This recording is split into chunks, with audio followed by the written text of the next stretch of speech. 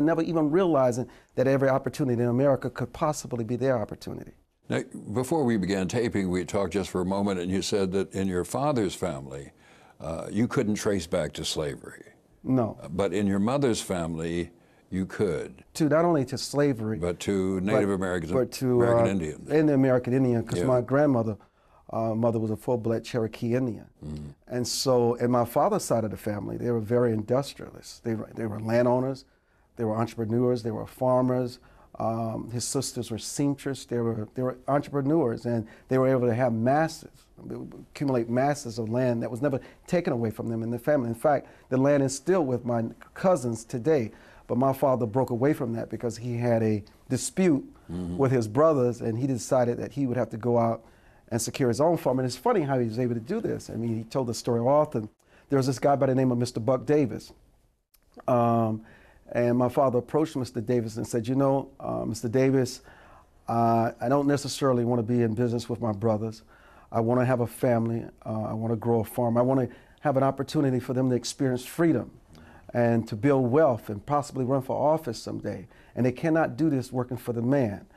And Mr. Davis said, well, James, that was my father's name, what can I do for you? He said, well, Mr. Davis, there's this plot of land over on Davis Land in their seminary. There are about 50 acres that I can buy, and it's cost about $800. Now, if you loan me that $800, I promise you, in years end, from the day, I will pay you back your $800. Because during that time, as my father told the story, a black man could not buy land. So he had to get this white man to front for him. And Mr. Davis said, well, I appreciate what you're saying. He said, but I'm going to loan you the money. So he loaned my father the money. And my father assumed that he was getting about 40 or 50 acres of land, but he was able to buy 100 acres of land with his $800 during the time. And a funny thing that my father tells me that happened in the community, black people were upset with him for purchasing the land because they assumed that my father was trying to be better than they were. He was getting ahead of himself. Yes, right. Yeah. And white people were upset because they felt my father did not know his place, and this white man fronted for him, and they would have never sold my father this land because the land was owned by white owners at the time. So my father's attitude from that experience, he said, son, don't get caught up in the black way of thinking and the white way of thinking. When people have power and they have the control of you, they're all the same. So don't ever think that only white people can be racist and discriminate and abuse power. All people can do it. Just look over the world and you see that as time progresses, you'll begin to understand that people are the same the world over. Never get caught up in judging people based on their race, the hue of their skin. He said, all you do in life is extend your hand and say, hi, my name is Armstrong Williams. You judge a man how they treat you based on their character and their values, and you get to trust them that way. Now, you talk about your father having broken away from his brother who owned land, and this long tradition of landowning on his side of the family. Now, that's not unusual, but it is relatively rare. How did that come about?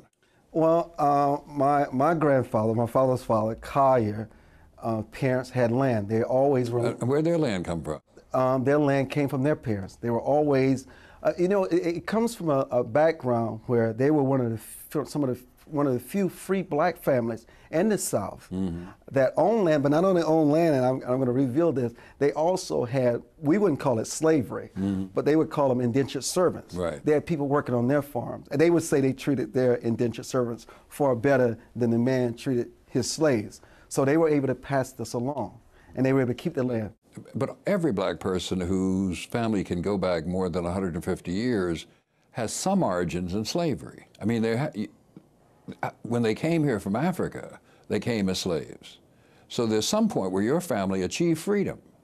And how did that happen? You know, I really can't answer that. And you know, we've researched that, have done the family lineage on that, and we've been able to trace it very well on my mother's side. But on my father's side, it's a whole different. Lost? It's just a whole difference, and we've tried. Yeah. You need to find out. This is a fascinating story, Armstrong. I'm telling you. You need to find out. I need to find out. Okay. Well, let me get back to this. So now it's 52 years after